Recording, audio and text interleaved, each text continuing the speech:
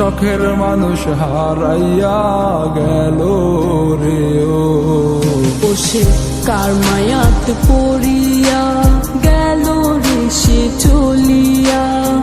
তুই তো বড় শখের মানুষ কেমনে গেলি ছাড়িয়া।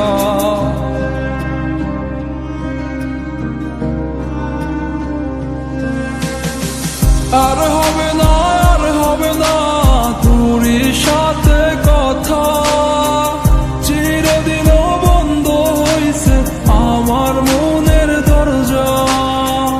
আর হবে না আর হবে না তোরই সাথে কথা, চিরদিন